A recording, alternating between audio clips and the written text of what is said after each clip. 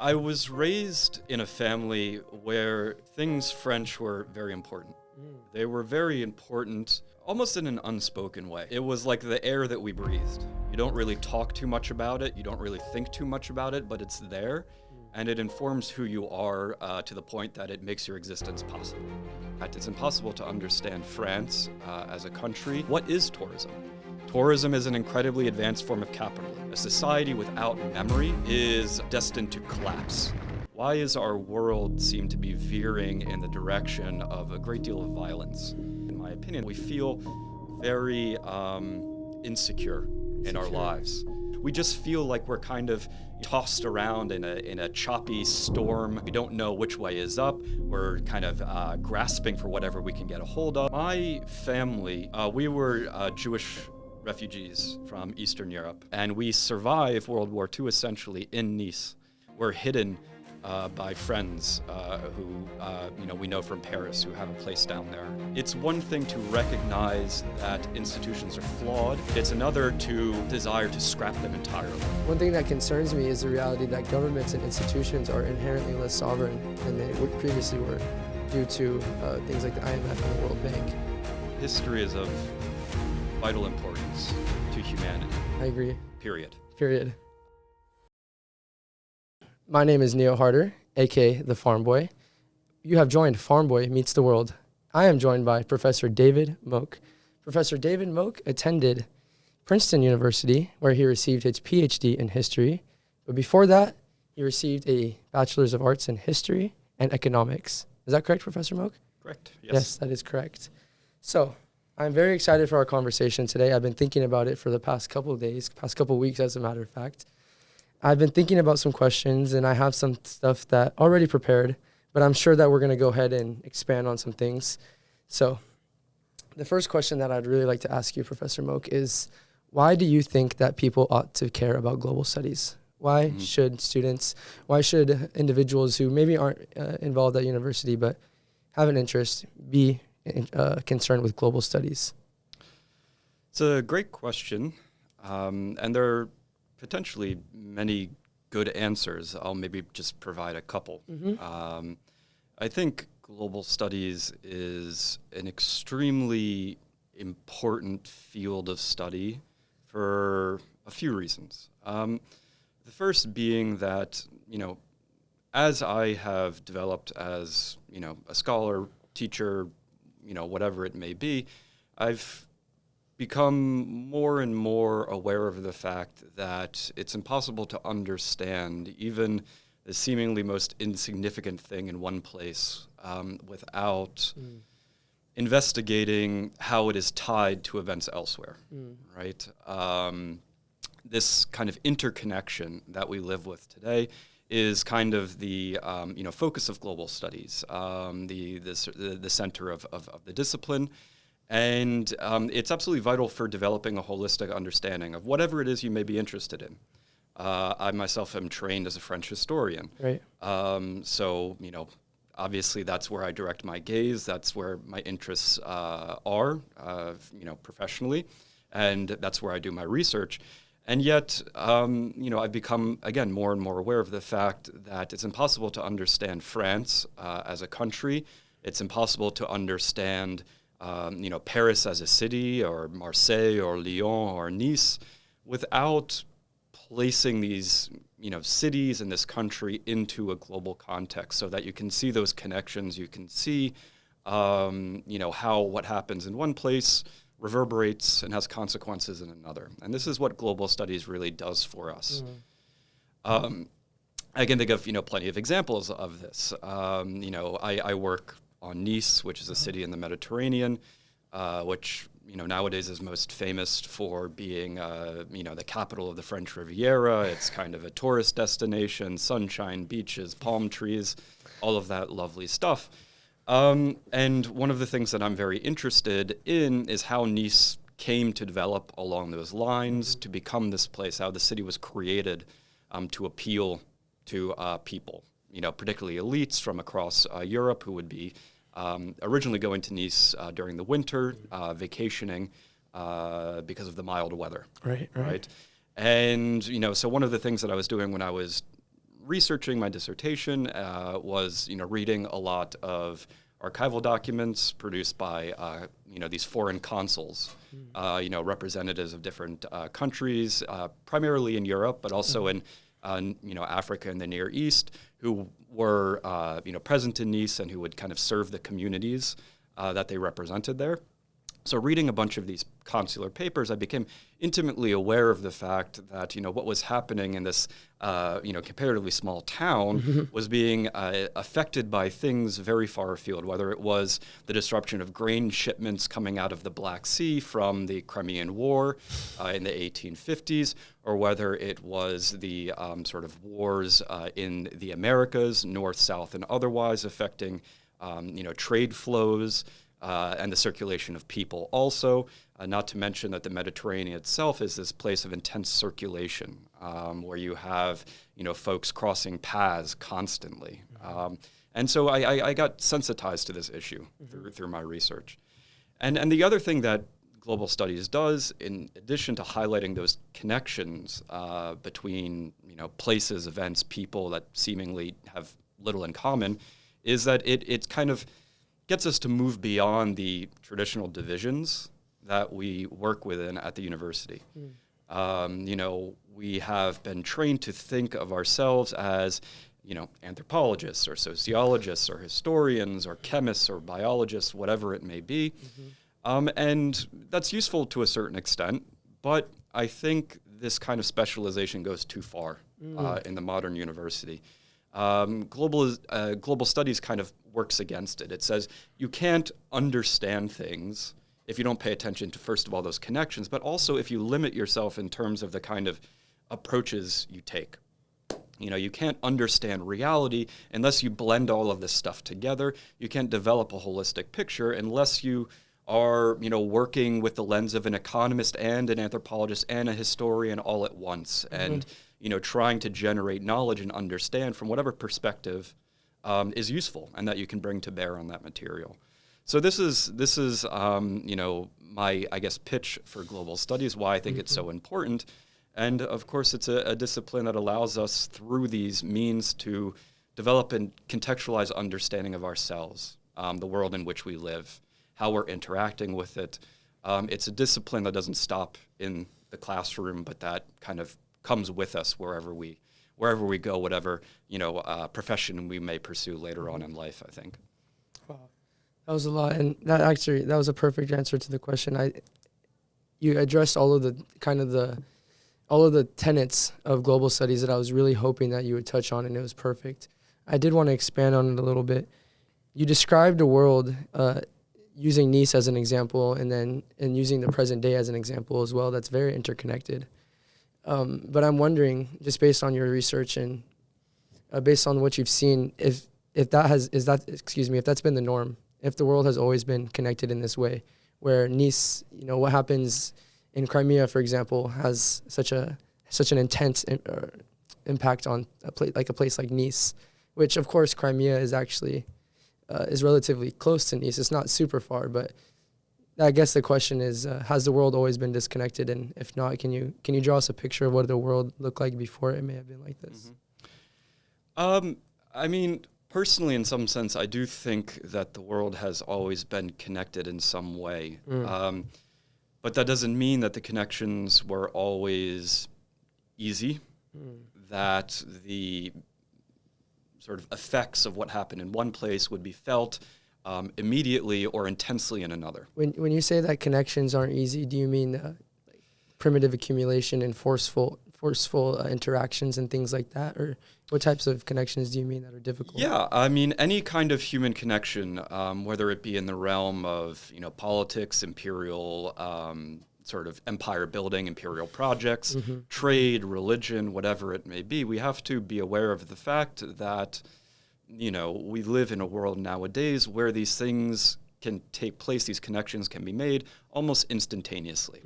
I mean, not when it comes to empire building, obviously that's a more long drawn out process, but in the sort of a realm of civil society, it's very, very easy, to get on your phone right now and to talk to somebody in Zimbabwe, Right, right, of course. Now, this facility of communication and interconnection is something that's very modern and very new. But the interconnection itself isn't, I think. For example, there's still trade, there's still, the spreading of religion, there's still the spreading of languages and ways of viewing the world over centuries and millennia in Afro-Eurasia. But in the absence of things like automobiles, trains, airplanes, of course, that happens at a much slower pace. There are certain resistances that need to be overcome. They are partially, geographical, but also, chronological and spatial. How do you create sustained communication in those sorts of conditions where you don't have the telephone, where you don't have the train, where the fastest way to travel is by horse, right? The Mongols did it well, but exactly. I suppose not. I suppose not everyone can be the Mongols, right? Yeah. So there's an interesting. I conceptualized human history in these terms. There's sort of the initial kind of emergence from Africa, East Africa, where, of course, we're all from. This sort of spreading out across Afro-Eurasia, eventually, also into the Americas due to the ability to traverse the Bering Strait, right, at certain points because of the climate. And with this spreading, right, the interconnection remains there, our common humanity remains there, but we start to evolve and develop in very different ways, again, because of the difficulty of sustained communication, in the absence of modern technologies, okay?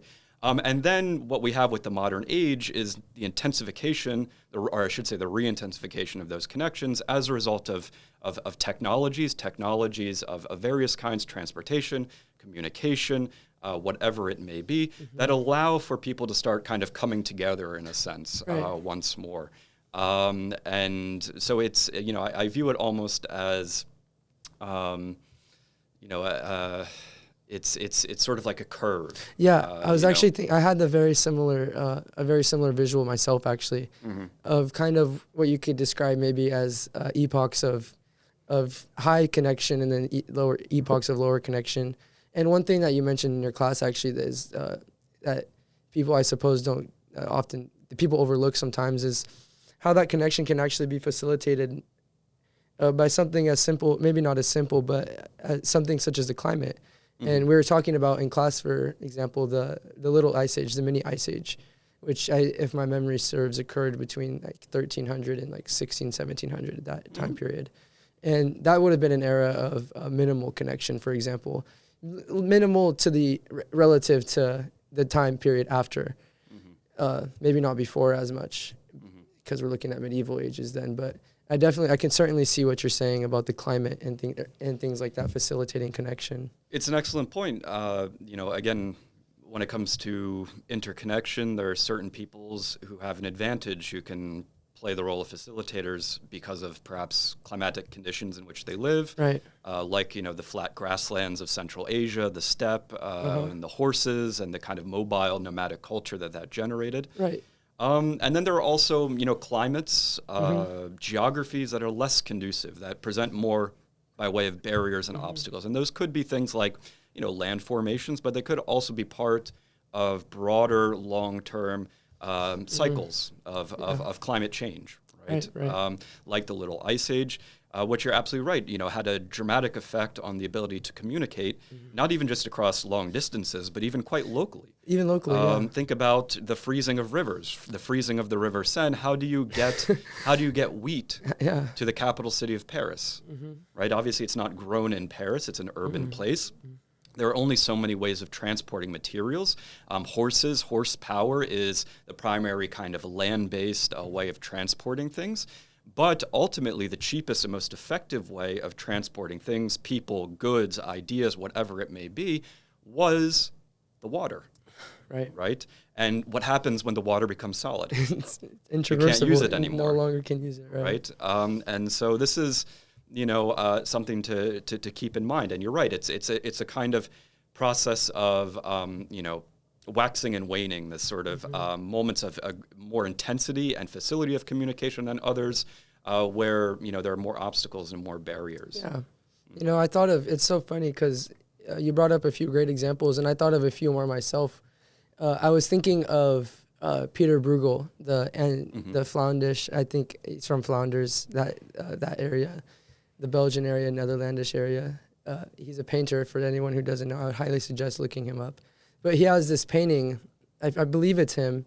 It depicts Antwerp when it's frozen, and there's a lake or the river beside Antwerp. I forget the name of the river, but he talks about that time period being one of basically extreme isolation from the rest of the world. And Antwerp, which, as you know, which you taught us in the class, which I found very interesting, is Holland and Belgium a little bit prior to that time period was the financial capital of the world.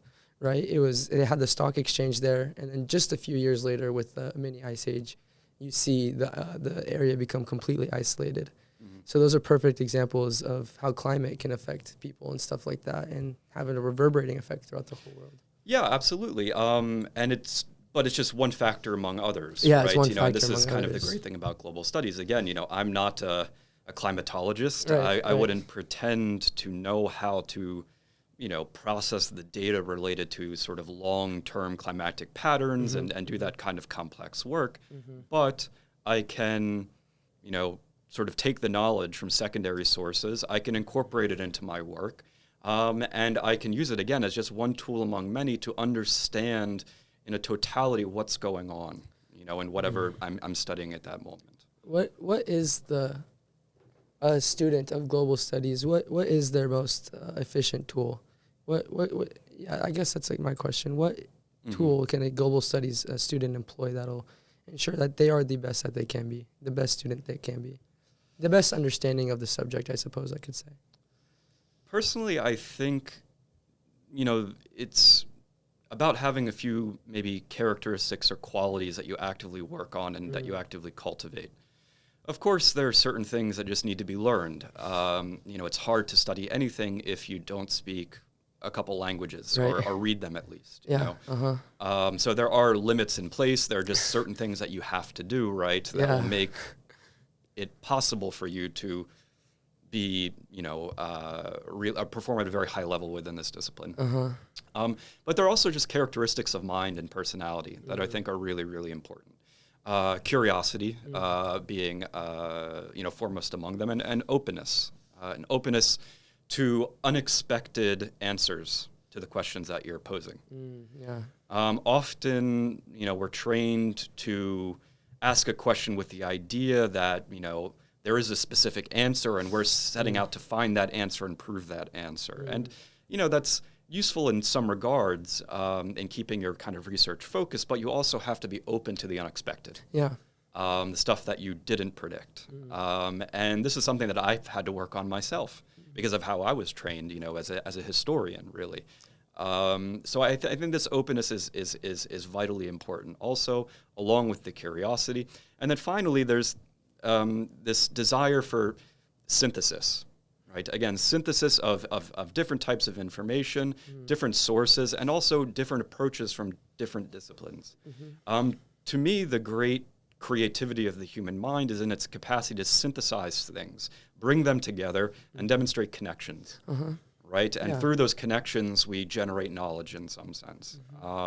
This is how I've always kind of approached my own studies, and I think this is what global studies forces us to do, to be synthetic in how we approach things, to recognize that there are all of these different factors, all of these moving pieces going on at once, and we need to kind of find a way to show how they're related. Yeah, I understand. So I want to switch gears just a little bit and address your work on Nice in particular and your revolutionary France, your work on revolutionary France and France in general. Before we go ahead and dive into some of the details, do you think you can describe to me and the viewers and all the people listening how you became interested in the subject of revolutionary France? And I guess we could even go with history and stuff like that, and then we can move into details with Nice and then start unpacking what Nice is all about. I think history is of vital importance to humanity. I agree. Period. And I always use this little, thought experiment to demonstrate, why I think it is of such vital importance. I always say to people, imagine, maybe you had some kind of serious head trauma. You wake up the next morning after this happens, and you literally have no memory. You have no memory whatsoever. Imagine waking up in those circumstances. You would be extremely disoriented. You would be extremely confused. You would be terrified. You wouldn't even know who you yourself were. There would be an absolute collapse of your kind of mental architecture in the absence of memory, right? And this is true of societies as it's true of the individual. A society without memory is destined to collapse, implode upon itself in some sense. It's going to head towards chaos, right? And in many ways, that's what we as historians are. We're the sort of creators of memory. And I say the creators of memory because we know that memory, even on the individual level, is about creation. We don't remember everything that happens. Right. It would be impossible. It would be counterproductive. Our brain is constantly processing information to form memories. Almost synthesizing in a way, very, very in a parallel way to how global studies as a discipline works. And this is what we do as scholars as well. There's a mass of information, data points, if you will, jumbled out there in the universe. And our job as historians is to try to make sense of that, decide what's kind of worth remembering in some sense, and what isn't, what is important and what's less important, what it is that we think makes us who we are, and then what is, relatively minor. And so it's an absolutely vital function in society. One that sadly is often disparaged and discouraged in the 21st century. You said a few things that made my mind automatically jump, and one of them was the function of history being almost, as you will, a kind of like a guide, if you will, when used properly for knowing what has and has not worked in the past. But what automatically made me jump was the fact that it can be very easily manipulated. And you can see that not only can it be manipulated, but history in and of itself can be just put to the wayside if someone doesn't want to acknowledge past failures. And that actually, we're veering a little bit away from revolutionary France, and I promise we'll come back to that subject, but you got me going now. And so I'm interested in what your take is on maybe some of the historical mistakes that you're seeing now that maybe have been made in the past and probably should have been learned from, just based off of the function of history. There's a lot, so there's a lot of stuff happening right now. And I guess what I'm looking for in particular is what you're feeling about maybe the state of democracy and maybe the state of authoritarianism and across the world. And that this is what my research interests are. So please let me know. I mean, great questions. First of all, I'll acknowledge the truth of what you said. History, really like any area of knowledge production, is prone to abuses. Whether it be abuse through neglect or abuse through manipulation. Again, knowledge is something that is generated. That is created, just as memory is generated and is created.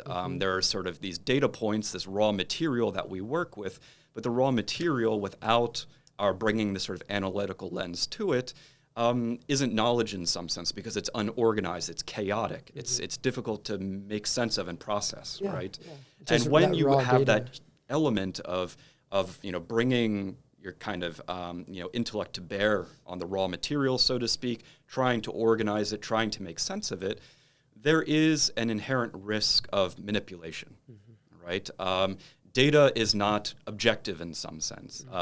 Talk to an economist and they'll say this: you can make data sets say different things depending on the questions that you ask and depending on the models that you use to generate the answers. Right? And so this is not something that's specific to history.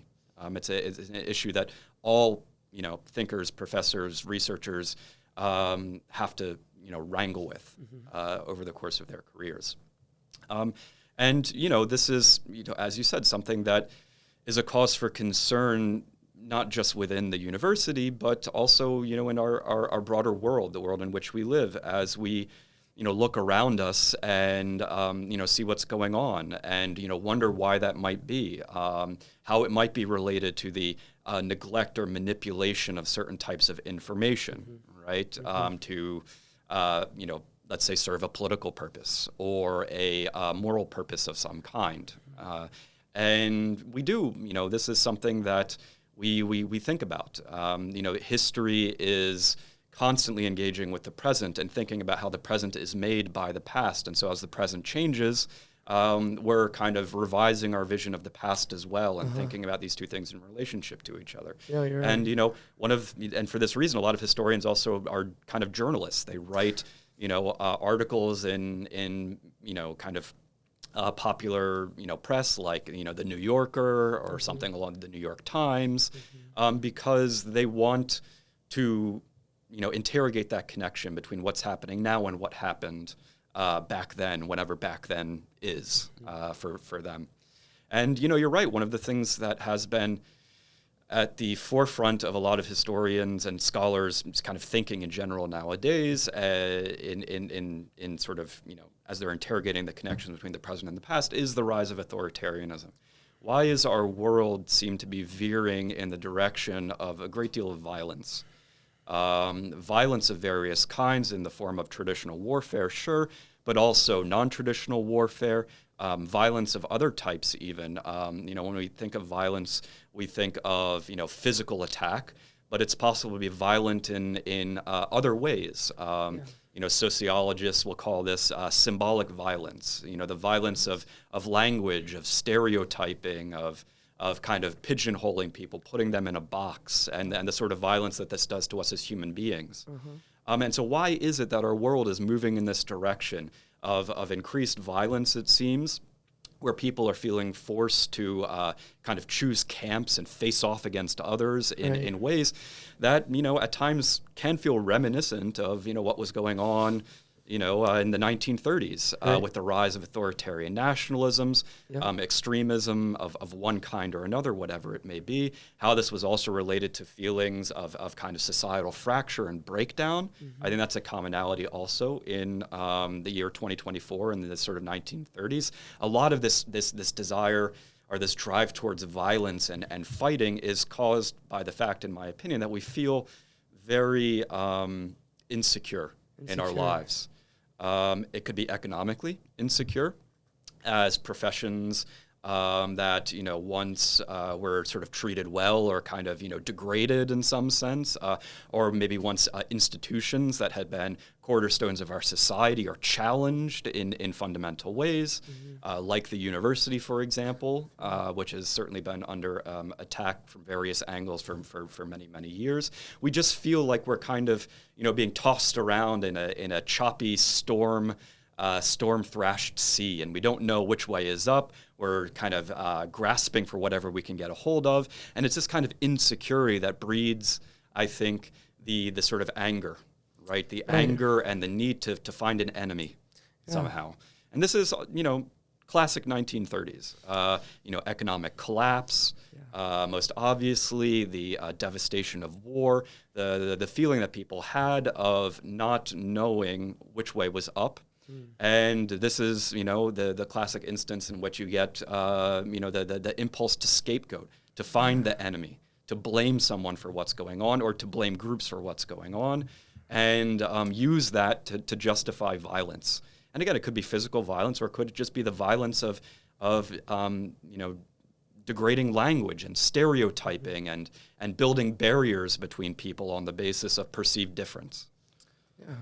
You said a lot of things that made me jump in that one. And one of the things that really made me think was this kind of social accountability factor that we're talking about.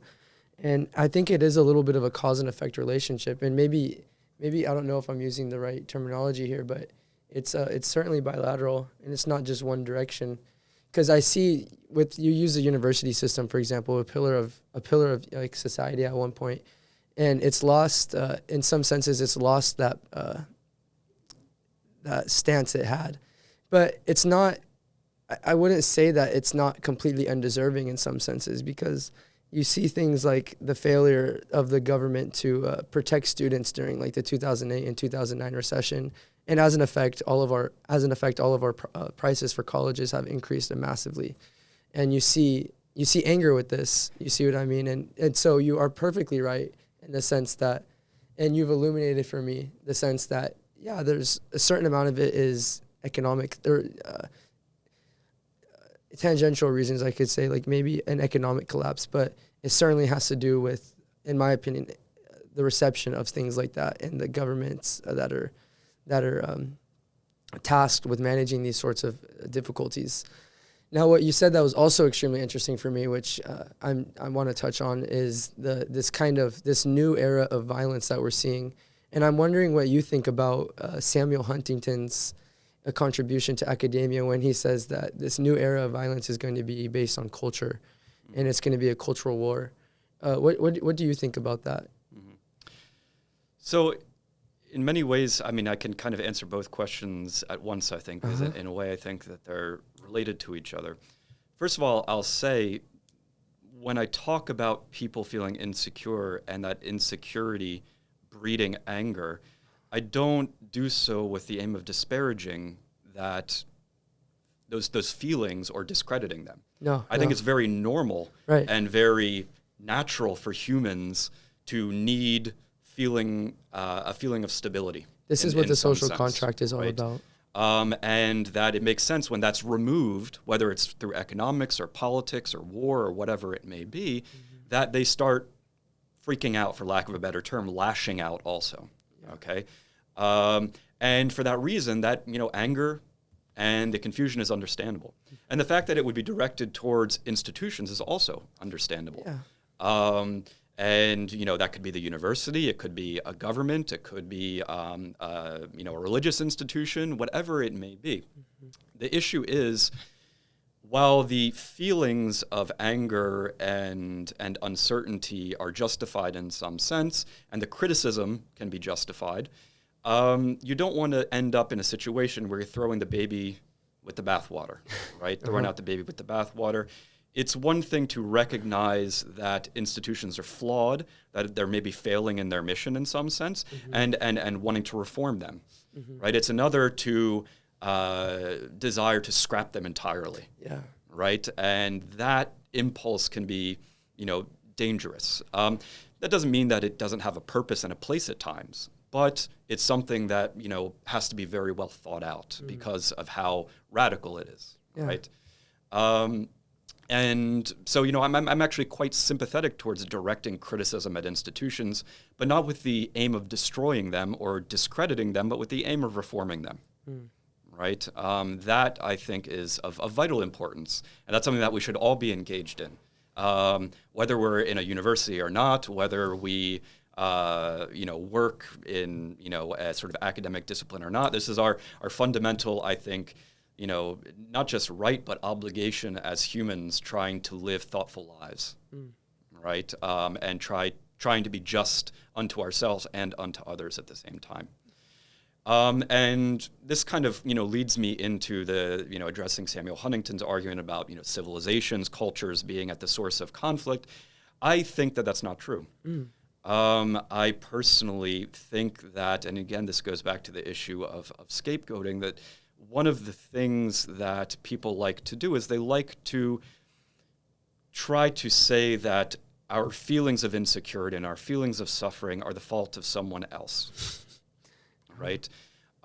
It's not the fault of the institutions that are governing you or the people in power who maybe need to be challenged and the institutions need to be reformed. It's not their fault. It's that that you're being kind of hostile, engaged in a hostile way by people who are somehow different from you, culturally, religiously, linguistically, whatever it may be.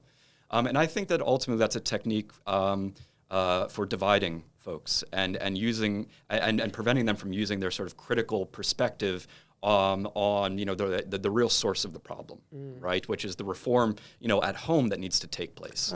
So it's a great way to distract folks, right? It's not that our values are topsy-turvy. It's not that people are treating people poorly and that there's no accountability in government or institutions of one kind or another. No, that's not the problem. The problem is those people over there.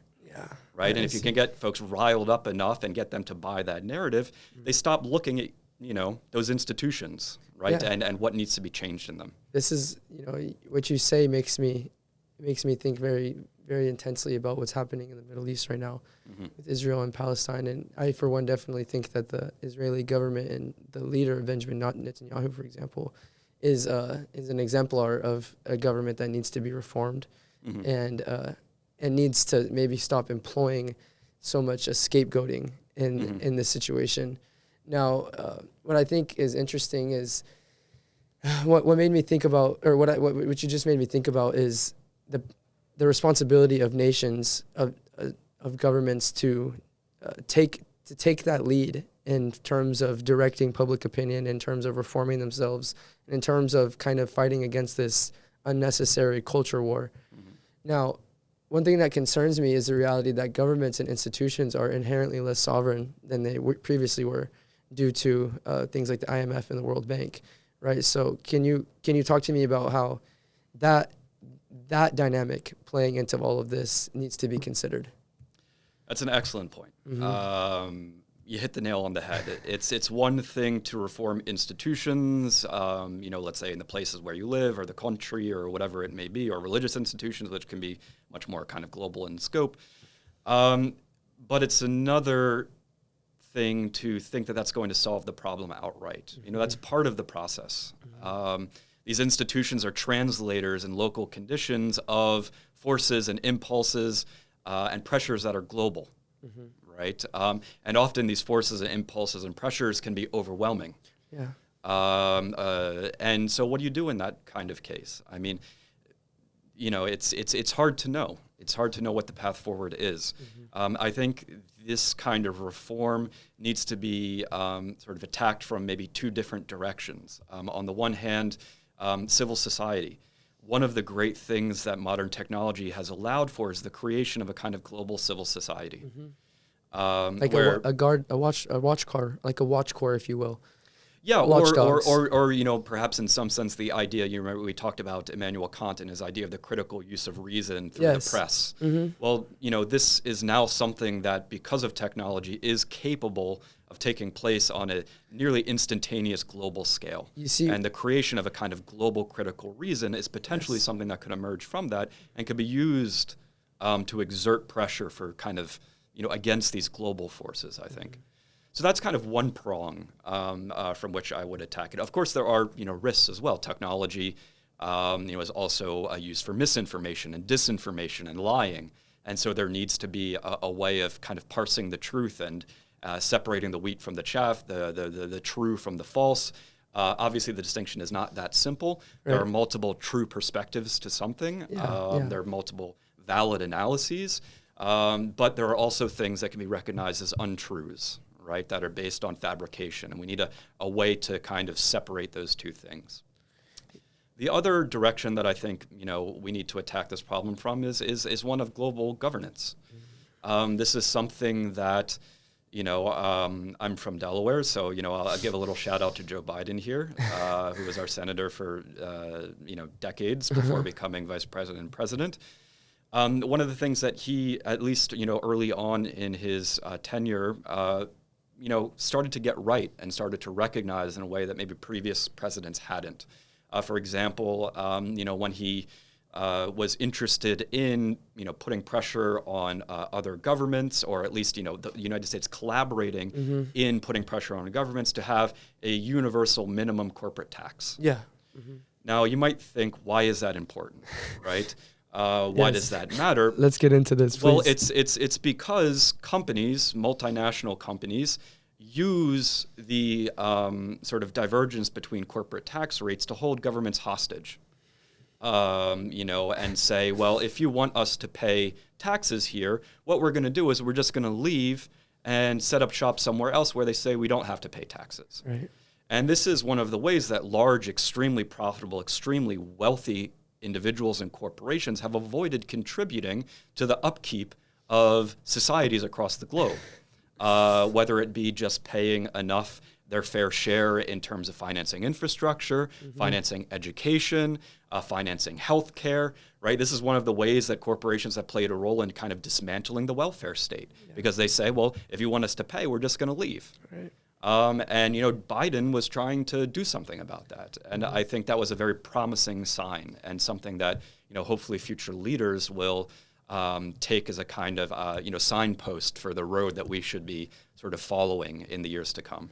I think you made so many amazing points in that entire thing. And one thing that I'm just going to draw off the very end here that it makes so much sense is, you see, here in the United States, we have the Federal Reserve, which is the central accountability mechanism for the rest of the banking system, our finance system.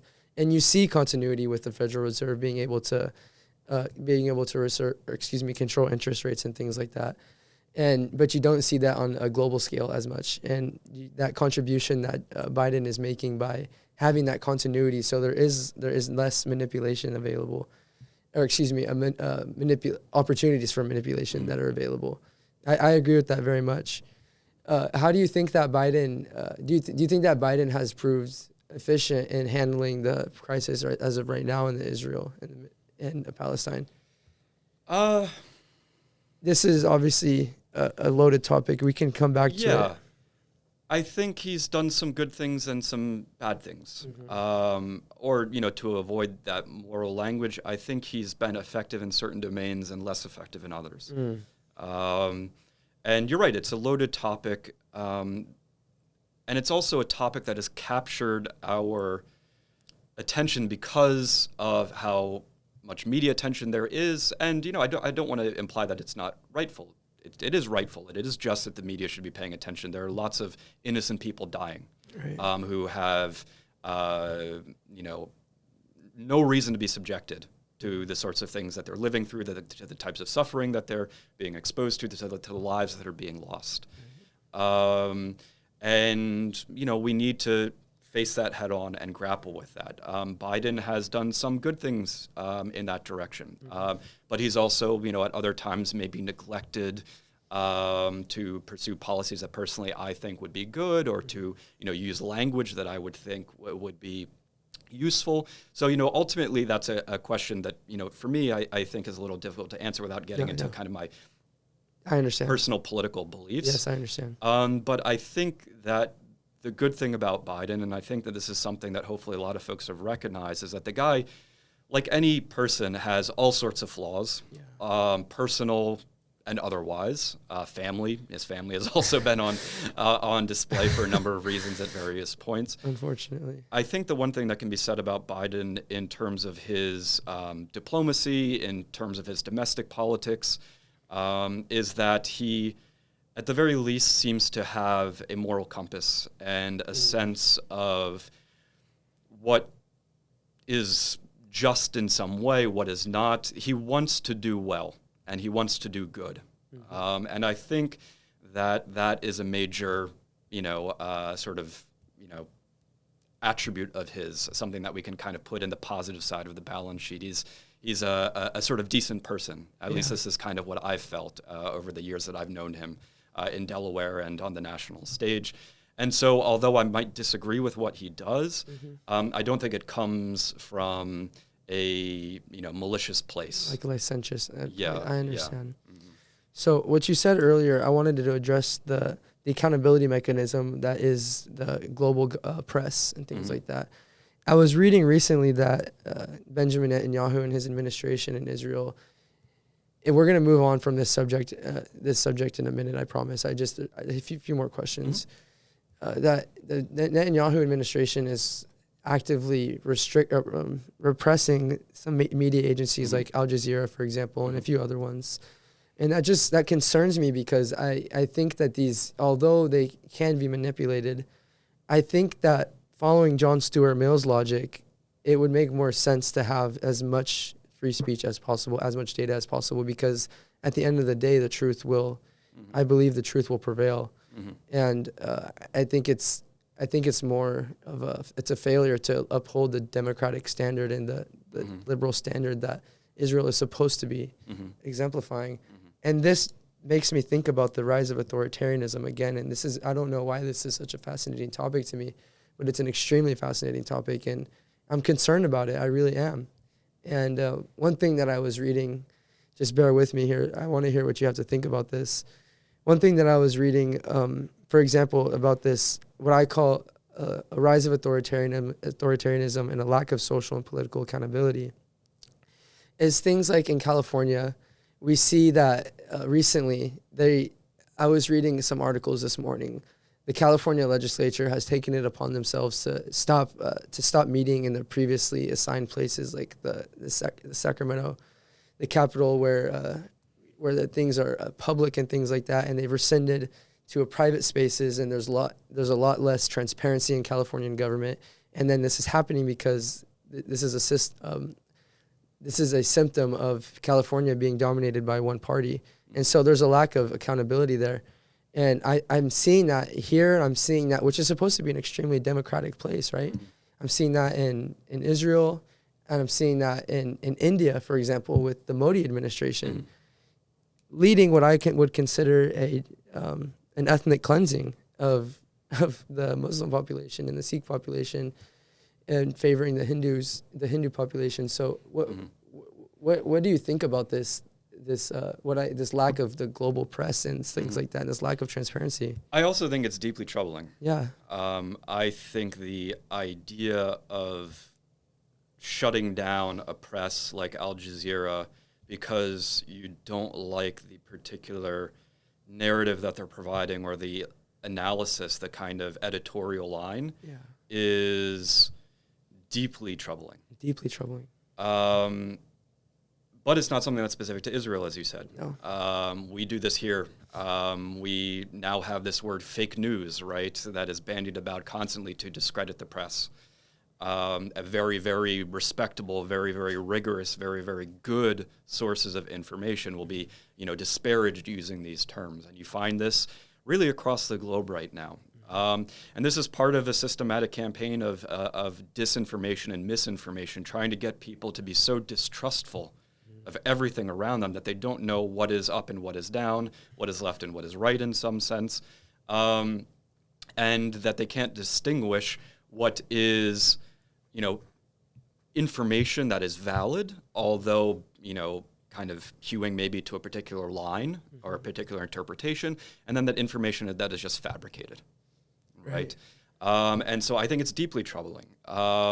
Al Jazeera may have, again, a line that the government does not like in the state of Israel, and it may be perfectly legal to shut this news agency down within the sort of kind of legal framework that exists within the state and the state's boundaries. But I think that it is a sign of the fact that there is an increasing desire to shut down perspectives, even ones that are based on valid information, if they don't align with your narrative and your way of viewing things. And that's something that we should be very concerned about across the globe. That said, I also don't think that absolute freedom in any regard is actually personally a valuable thing. Why? Because there need to be limits in place in order to prevent people using their freedom to infringe upon the freedom of others. Yeah. Right? This is the basic kind of liberal argument. I can do anything that doesn't infringe upon your freedom. There has to be certain guidelines in place. A perfect example of this is the United States and the U.S. press laws. You're allowed to say terrible, nasty things in various kinds of presses and various media. But the United States says there are limits to what you can say. You can say, I don't like this, or I don't like these folks, but you can't incite violence. You can't say that you're going to hurt them. You can't incite other people to hurt them, because you would be infringing upon their basic liberties by doing so. Don't yell fire in a crowded theater, I think is the famous quote by one of the Supreme Court judges, or Supreme Court justices, I believe, which sounds like, but you see what's interesting in this, just as you say, you see this lack of social accountability because the current nominee for president right now, one of the current nominees for president, is on trial for inciting violence, and I was reading some of the updates on the case today, and it's looking as though the case is moving in a direction that can possibly be bad for the Trump. And those are just updates that I've read recently, but which is actually making me it's giving me some hope with this governance and this social accountability, because if the Supreme Court were to rule that Trump did not incite violence and they were to rule that he had no intention to manipulate the 2020, or excuse me, the 2020 election, Mm-hmm. then I think it would be a failure of this accountability mechanism Mm-hmm. and this democratic values that if we were to stray apart from, would be, as you say, an implosion of our society. Mm-hmm. I agree. I mean, I think the power of a democratic culture is in the idea that democracy, at least the way I think of democracy, is I don't think of it as an ideology, as an ism. I think of it as the idea of rules for a game. There are a set of rules that have to be adhered to if the game is going to function. Ah, yes. If the society is going to function, right? And if at some point you say or make the case, and it is validated, that there are some people who don't have to play by those rules, that calls into question the very existence of the game, the very existence of that society. It's a radical thing to do. And, sadly, there are some people who try to do precisely that at various points in various ways, who do, in fact, believe that they are above the law, exempt from playing this, the same game as others according to the same rules. Some of them do so quite publicly. Some of them do so surreptitiously behind the scenes in one way or another. And this is something that corrodes our democratic foundations. Social fabrics. Yeah, exactly. Wow. So, speaking of the erosion of social fabrics and history, I would like to finally move into The French Revolution. the French Revolution and your area of study. So please, can you describe how you got interested in the French Revolution, how you got interested in historical France, and then we can start expanding from there, please. It's actually an excellent segue. So this worked out well for us. I've been doing this for a couple episodes now. I'm learning. Oh, okay. Well, I figure I will, unto Caesar that which is Caesar. So, let you know that, given what my response will be, it's an excellent segue here. All historians, I think, write their biographies in some way. Now, I'm not the first person to say this. I wouldn't claim to have come up with this idea. It's something that becomes fairly obvious once you spend enough time in the profession, once you meet enough historians, and once you learn how their lives are related to what they study, the topics that they focus on. So what is my relationship to the French Revolution? I'm not a, 300-year-old guy who would have been alive at the time. So presumably it's a little more of a roundabout, indirect connection.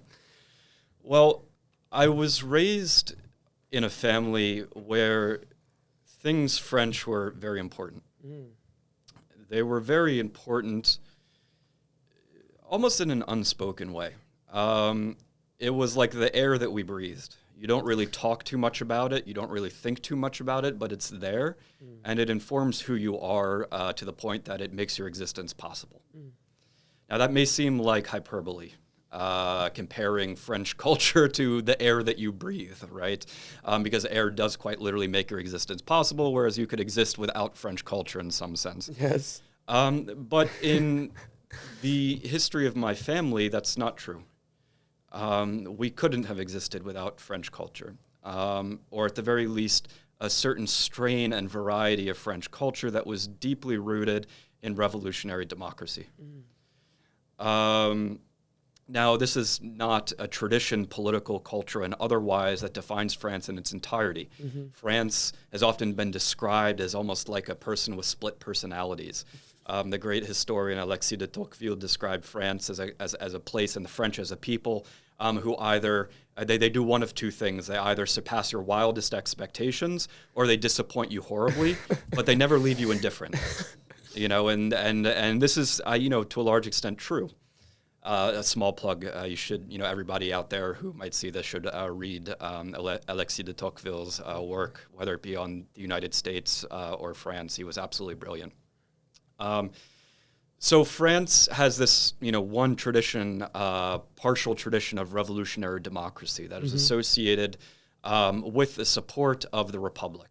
We're currently in a regime in France called the Fifth Republic. As that suggests, there have been a number of republics before that. The Fourth Republic, which was founded after World War II. You have the Third Republic, which existed from 1870 all the way up until the point when France is invaded by Nazi Germany in 1940.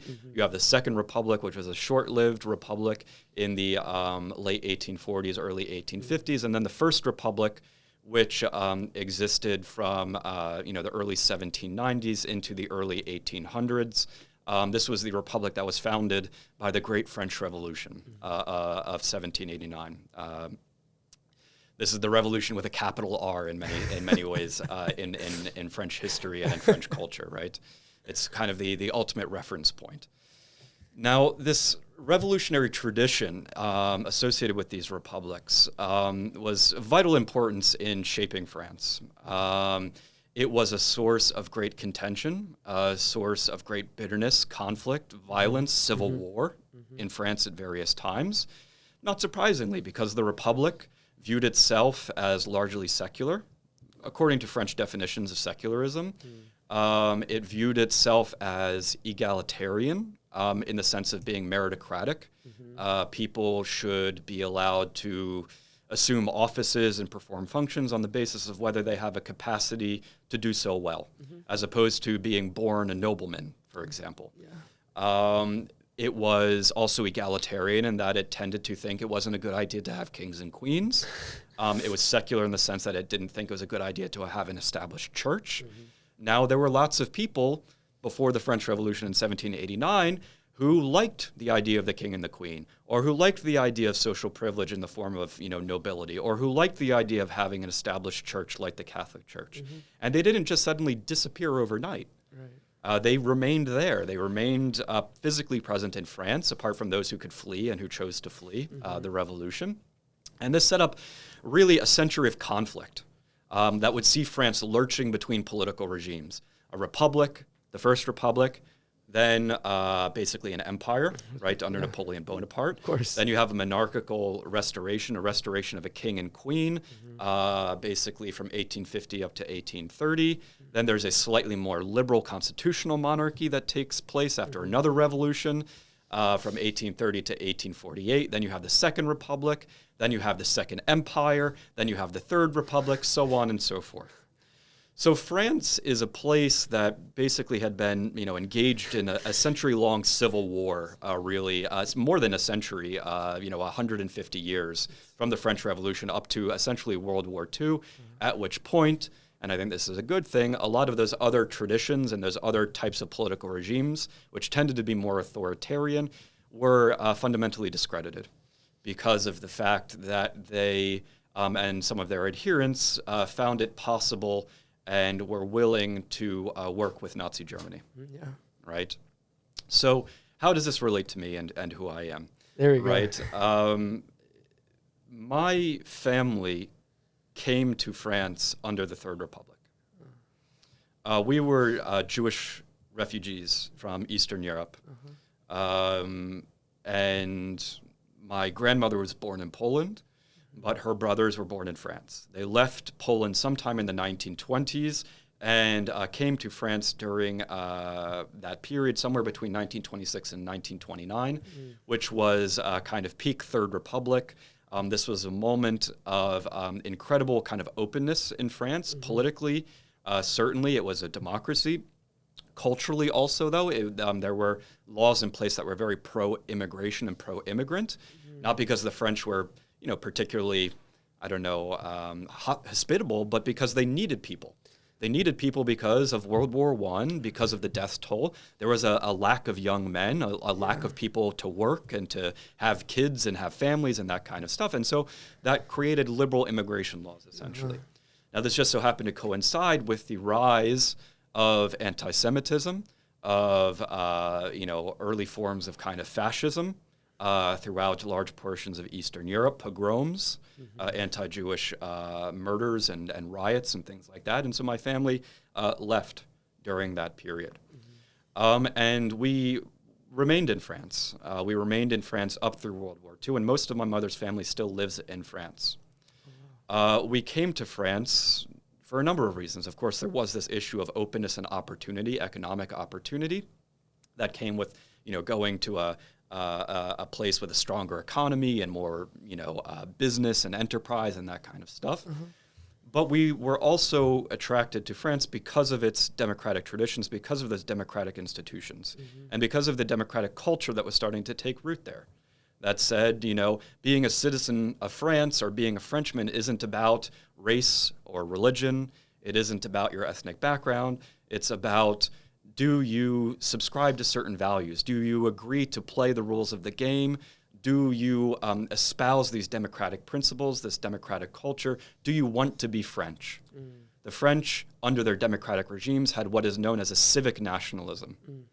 And this was, for people like my family, an extremely liberating thing, because it gave them the possibility, in some sense, to experience freedom with the idea of not constantly being reminded that they're racially, ethnically, religiously other, different, excluded, in some sense.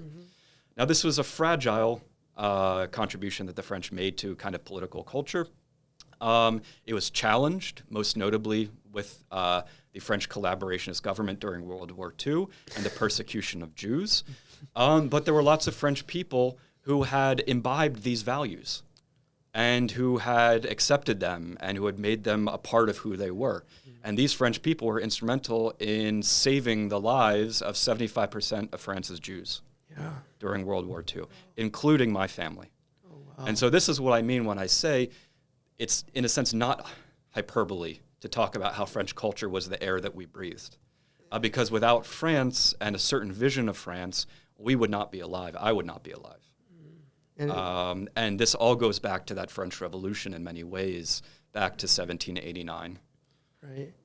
It's so amazing to me how this obviously takes a little bit of historical understanding, and you have to correct me if I'm wrong, but the French Revolution was partly a reaction to the failure of King Louis XIV's government to 16. There you go. See, I knew I needed. There are lots of Louis. I knew I keep them straight. I knew I needed to be corrected somewhere. King Louis XVI's failure to economically to have economic protections for the nation, and you saw, and you see what is interesting is it was almost it was an attempt at empire building that Manuel Covo, actually a historian here, outlines this in his book Entrepots of Revolution very well. He talks about how the French Revolution and the involvement in the American independence was really partly inspired by the desire to protect their Caribbean assets as well. And so you see that being, you see the desire for empire building being translated into this revolution because of the failure at the empire building and the failure of economic support in the nation. But then this empire building, through all of these different interactions, leads to Professor David Moak being able to talk about being able to be alive and being able to talk about this French Revolution which occurred. Yeah, I mean, it's all connected. It's all connected. I mean, I don't recognize the empire as part of my cultural and intellectual lineage. I didn't mean to say that, but I understand your point that, and a historian of revolution will be the first person to say revolution is something that is deeply contingent. It's all well and good to say that, again, there are ideas, there are abstractions, whether they be democratic or socialist or, whatever it might be, that come to, inform a revolution, maybe even define it and its political content in some sense. But all revolution is dependent on a certain degree of contingency chance, a kind of coalition of factors and alignment of stars in some sense that often lead to a moment of intense destabilization. Right, in the case of France, that is the bankruptcy of the monarchy that comes largely from global wars, particularly against the British.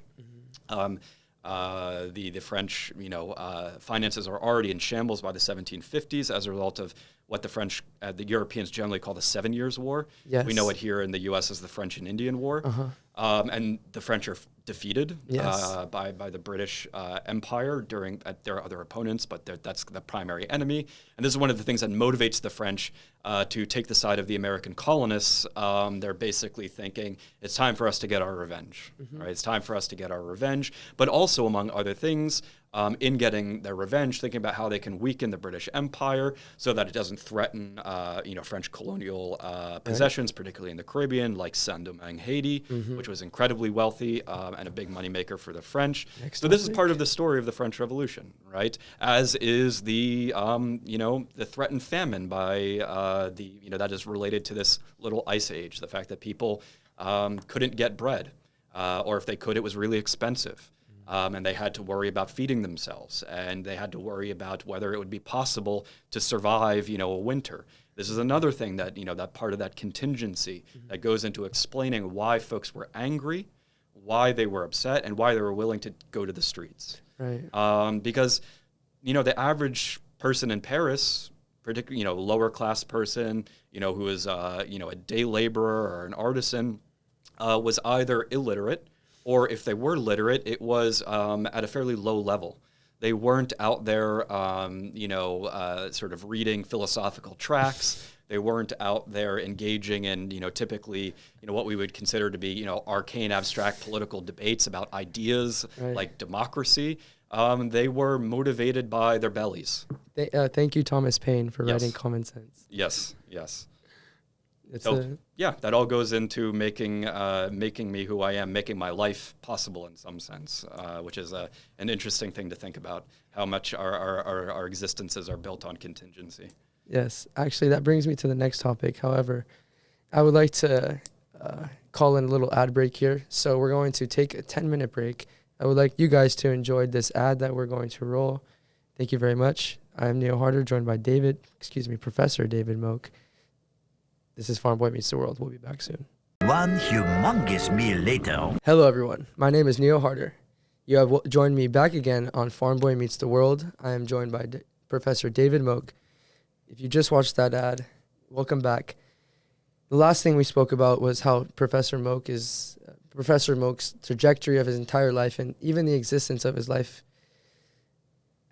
was affected by the revolution in France. And I wanted to talk much more about the revolution in France, but I also wanted to talk about how the revolution affected other people as well.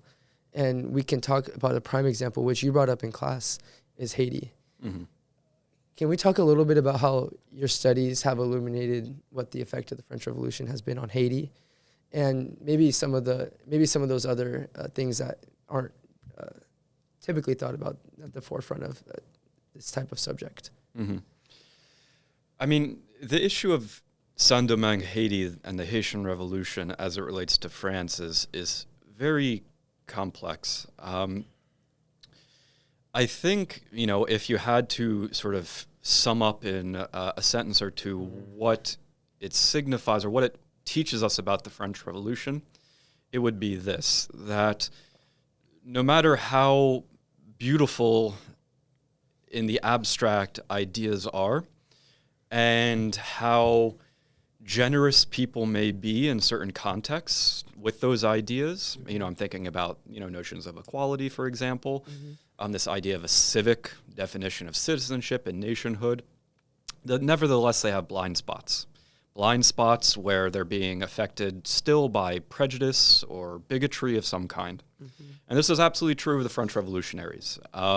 There were French revolutionaries who were mobilizing and working for the abolition of slavery, but there were others who were not particularly concerned with this issue, who viewed it as perfectly possible to have a revolutionary democratic regime that espoused ideas of equality in France while still having colonies in the Caribbean where slavery existed. Voltaire, for example, he switched it later on, though. Yeah, plenty of folks, legislators, philosophers of all kinds, were capable of reconciling these two things in their heads. And, that was true of the United States as well. I mean, the famous example of Thomas Jefferson, all of his, wonderful rhetoric about, equality and liberty and freedom and all that sort of stuff, and yet he's a slave owner. So what is it that the Haitian Revolution does is it forces the French revolutionaries to acknowledge the logical outcome of those values that they were espousing, to confront that contradiction that they were kind of living with. Namely, how can you say that you're founding a new world based on revolutionary values of equality and things like that when you're treating people as property? And it's the slaves of Haiti who rise up and force this issue. They force the sort of French revolutionaries back in Paris to pay attention, and ultimately they present the slaves. They present these legislators with a sort of very simple choice. They basically through their actions pose this question: do you wish to lose the colony entirely, which is what will happen if you don't go along with us in our projects to abolish slavery, or you abolish slavery? Right. And that's ultimately the choice that the French revolutionaries made in 1794.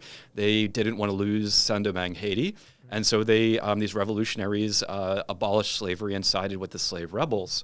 And so again, ideas are important, but they're not everything. There's the issue of contingency. There's the issue of war and global kind of population transfers and all this other kind of stuff that goes into explaining why certain decisions are made, why certain outcomes are achieved, whereas there might have been a totally different outcome had things kind of looked differently.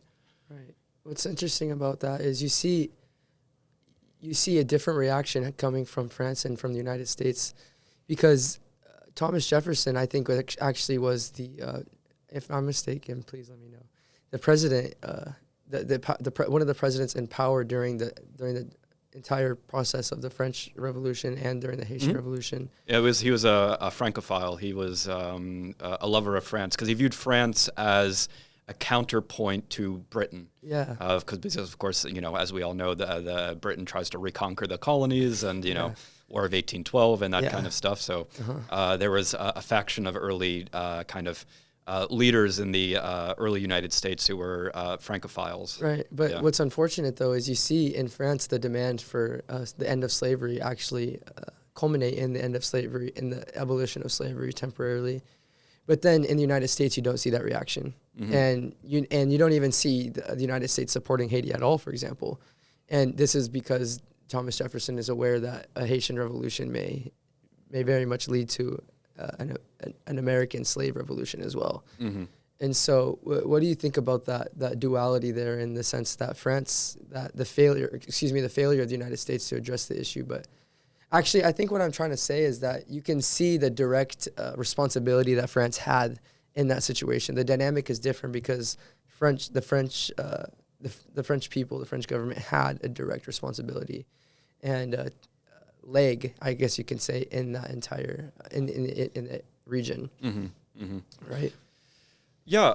So I would reiterate something that you said in passing. The French abolition is temporary. Slavery is abolished in 1794. Subsequently, under Napoleon Bonaparte, it is reestablished, and the French actually attempt to reconquer Saint-Domingue, Haiti, basically restore plantation slavery as it existed before the French Revolution. And this is the thing that ultimately leads to the Haitian Declaration of Independence. The French are defeated, and Haiti, decides to go its own way. But the French actually are successful in reimposing slavery in other places. In the Caribbean, for example, there are the islands of Martinique and Guadeloupe that are French territories until today. And slavery existed there from the reestablishment all the way up until 1848. Which is the birth of the Second Republic, which is when slavery is definitively abolished by France. So it's important to keep that in mind. But you're right. There's at least in temporary terms a kind of different outcome. Now, is it because the French revolutionaries were more loyal to their or faithful to their ideas and their values related to things like equality and democracy? I'm not sure. I don't think that that's an argument that we could really make, or what would the evidence for that look like? You can't see into people's souls and sort of understand them in the present, let alone a few hundred years after the fact. Right. I actually read the different outcomes in terms of kind of practical political dynamic. The French were forced again to abolish slavery in 1794 because, among other things, of the incredible demographic imbalance in Saint-Domingue, Haiti. Right. You have 500,000 slaves slash former slaves now, Haitian revolutionaries who are facing off against, what was, I don't know, something like 30,000, maybe, if you take the gens de couleur and the white planter class and the poor whites together, it's incredible imbalance. There's no way that France could win a war against 500,000 people rising up in revolt if the kind of colonists they had on the ground, or the people who were loyal to the old kind of slave plantation system, represented only 15,000 people on the island. Right. It's one thing to send over an army, but that takes time.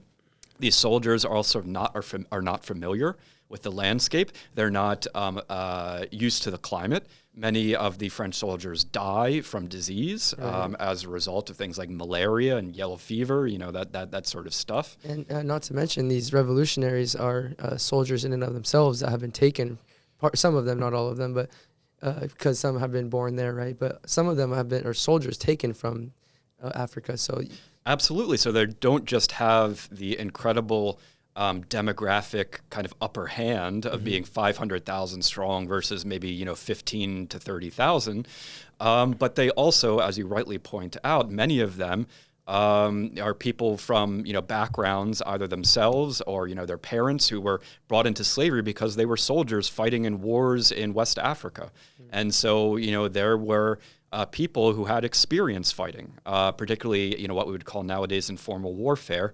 Who were more than capable of fending off French attacks and defeating French forces, whether they were helped by malaria, the yellow fever, or not.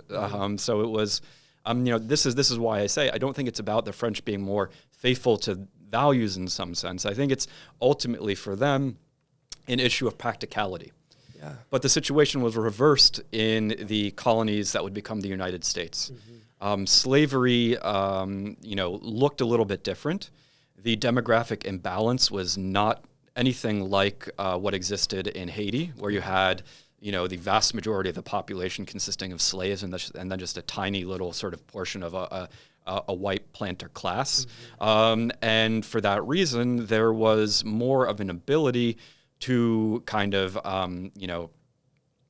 resist on the part of, white colonists, and then subsequently white, early Americans, resist any kind of pressure for, liberation or reform of slavery, because they didn't feel as threatened demographically. Or even when there was threats, or when there were threats, as was the case, there's a kind of hardening of slavery in the United States after the Haitian Revolution, because people are scared. Right. Nevertheless, they were able to kind of the white kind of planter class to contain things in a way that wouldn't have been possible in Haiti, because of just how imbalanced demographically things were over there.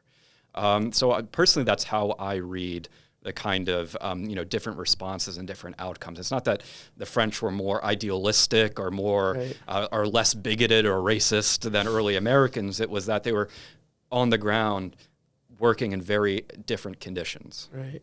I understand. That does make sense. I do want to take a little bit of a gear switch here. Thank you for answering that question so aptly. I want to talk about Nice because it's your area of particular study. We touched on it a little bit before, but it's part of your area of study in particular. I think you published your dissertation about the tourism in Nice. Is that correct? Right. I read a little bit of it, but I would really be interested in hearing the oral version. And but I also wanted to talk about you know what? Let's if you're ready, I'd like to transition a little bit more into Nice. Can you just kind of talk to me about that? Well, it's a little bit broad, but no, perfect. I was just going to attack that question from two angles.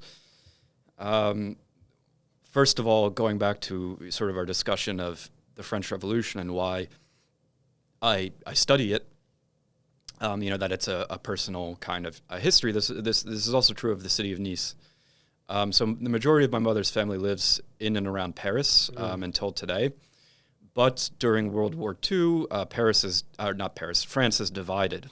between an occupied northern zone that is directly controlled by Nazi Germany and a southern zone that is controlled by the Vichy government, which is a collaborationist government that works with the Nazis, collaborates with them, as the word would suggest, but that is not as virulently anti-Semitic. It is anti-Semitic, but it does not have, in my opinion, quite the same kind of exterminatory racism that exists in a place like Nazi Germany. This means that when the Nazis invade, a lot of Jews head south, whoever can, really. Logically.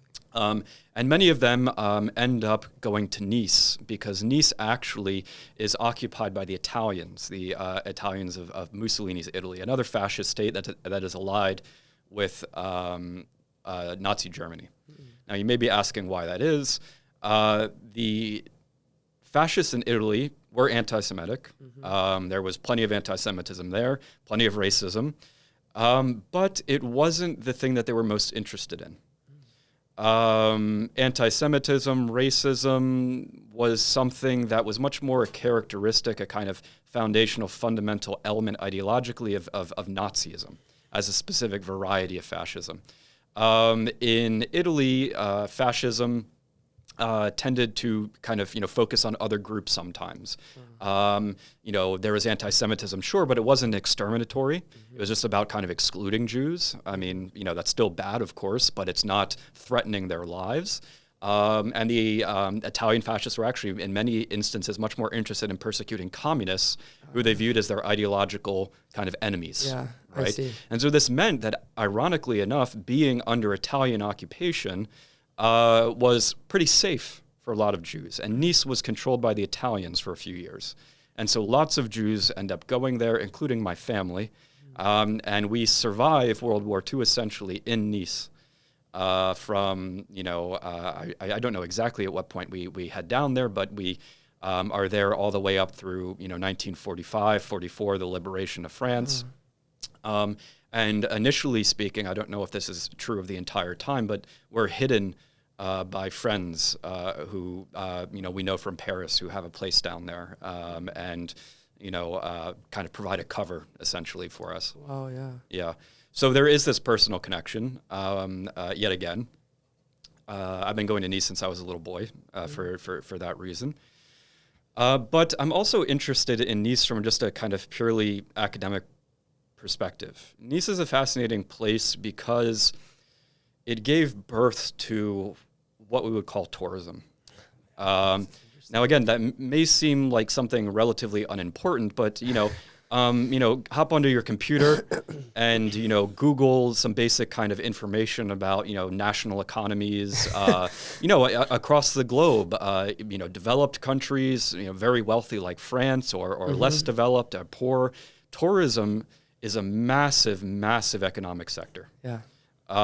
In large portions of the globe, it is of vital economic importance, and relatively few people have ever bothered to take it seriously and sort of ask how it came to be, why it exists, what exactly its history is.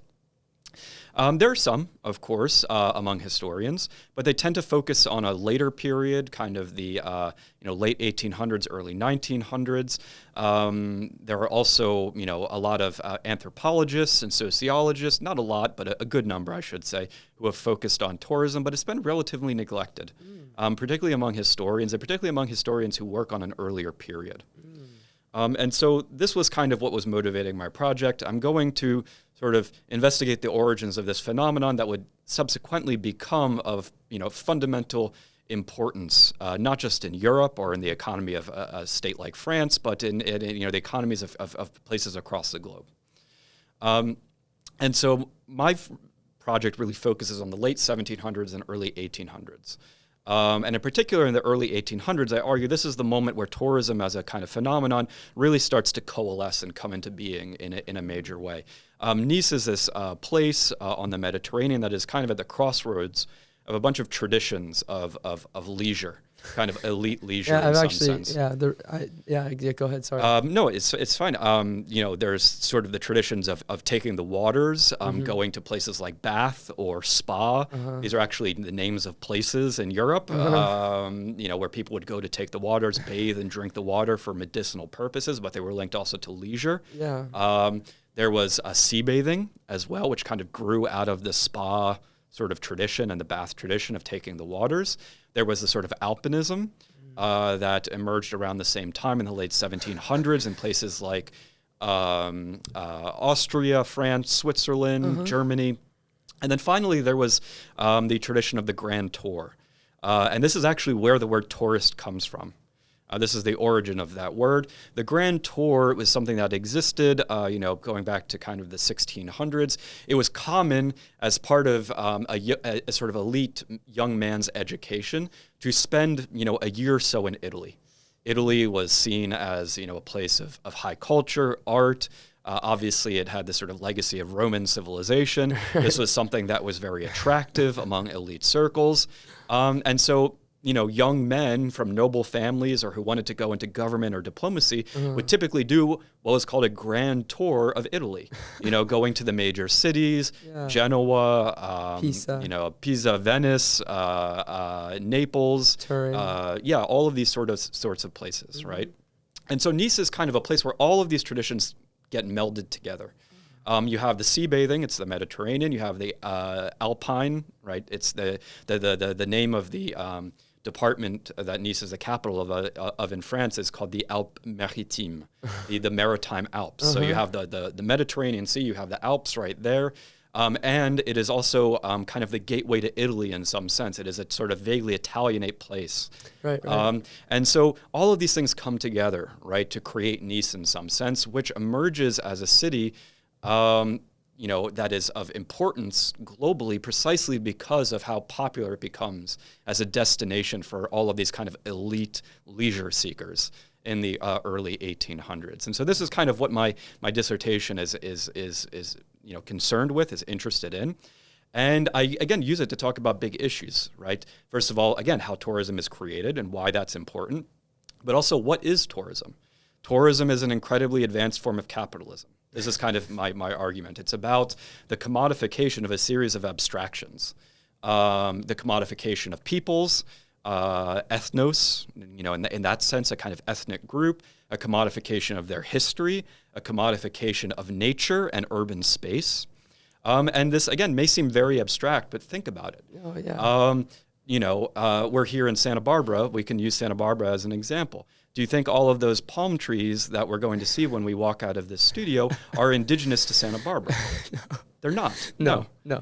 They're brought here because they are important in cultivating an image for people who want to come here to consume, an image of a paradise in some sense, right? And this is exactly what happens in Nice. There's this kind of process of image making and mythologizing that goes on. Again, kind of shaping visions of the ethnic kind of people living there, the ethnos, shaping visions of their history, shaping the natural world, shaping the urban space, all with the idea of transforming this place into a consumer good that is going to be packaged and sold to sort of wealthy out-of-towners, noblemen, noble women who are traveling from modern-day Britain and Germany, the Netherlands, you name it, and who are coming to this place to experience, this sort of this kind of mythological. I don't know how I should describe it exactly. This sort of mythological, playland or plaything. This place where they can live out fantasies in some way, right? Oh, I see what you're saying. And this is what tourism fundamentally does in everywhere where it takes root. It allows us, because of the scale, to see how capitalism functions, how consumer goods are actually made, services are made. Sure, there's the good itself, and sure, there's the service itself. But actually, what's often just as important is the kind of mythology that's being consumed along with it, right? Or the kind of, values that are being consumed along with it. You know what I mean? So think about, an Instagram influencer. When they go to some place, they're there maybe to kind of consume certain goods and services, but they're also there because of the kind of mythologies and values that it allows them to appropriate and communicate to others through their, let's say Instagram post where they're, taking that picture in front of the beach and, living their best life and kind of projecting these values onto the world. Right. This is in many ways just as important, if not more important, than the actual goods and services that they're consuming in that location. They want the world to see them through the lens of these kinds of, these mythologies of kind of paradise and luxury and leisure and all that kind of stuff. Interesting. Okay, so I have to be completely honest. We have about 4 minutes left. Sure. Let me say a few things. It sounds so similar to pilgrimage in some senses. The commodification by a religious entity in some ways of a place. So similar. I'm finding parallels. I think that and later on, when I have more time to ponder this in my brain, I'm definitely going to consider that avenue. But now that we have just a few minutes left, I really wanted to ask you, and it sounds like this what you're describing now is probably going to be very similar to the next answer that you're going to give me. But I want to ask it anyways, and I want to know what do you want your contribution to be to global studies, to the field of history? You're a young scholar, although older than I, but certainly still relatively a young scholar. You have a lot to offer this academia. So what are those things that you're prepared to offer that you would like to offer? So, I mean, I have, fantasies. I want to be producing books. I'm working on one right now that's under contract, so that's good. I want these books to speak to things that are important to me, but that are also answering big questions, big issues that, again, folks can put down after reading and hopefully, leave that book thinking, wow, I hadn't really thought about this thing in that way, right. Or, that helps me understand, why something like this functions that way, or, like that they can take with them out into life, right. and use it to understand the world that they're living in. And I think this is why when you do a PhD in history or whatever else, it's called a doctorate of philosophy, because whether we're studying history or anthropology or sociology or chemistry or whatever it is, fundamentally we're concerned with these big kind of philosophical issues of understanding our world and hopefully communicating that understanding or a piece of it to other people through writing. So that's something, obviously that I very much hope to be able to do at some point. The other thing is I just really want to keep teaching. I really enjoy being in the classroom. I enjoy the idea of helping students cultivate a confidence in their own ability to think, reason, generate knowledge. Because it's important for that kind of confidence to be passed on from generation to generation. And to instill in people not just the desire to think, right, dare to know, going back to Immanuel Kant, but the confidence in themselves to know that they're capable of it, and that their first kind of duty as a people trying to live in a world that hopefully is just and kind to as many people as possible is to think, right. And to apply their reason to understanding others and understanding what they're going through and understanding how, we can sort of improve as a people, as a species, really. You guys heard it here from Professor David Moak. That concludes our interview, guys. That was an abrupt ending, but duty calls. Time is time. It doesn't stop for anyone. What will stop though is this podcast. I will see you guys next time. My name is Neo Harder, aka the Farm Boy. I am joined by Professor David Moak. That was our podcast. Thank you very much. Bye-bye. Yeah. All right. Thank you. Oh, yes. All right. I love doing this. I love doing this. Okay. That was fun. It was fun, right? Yeah, I enjoy it.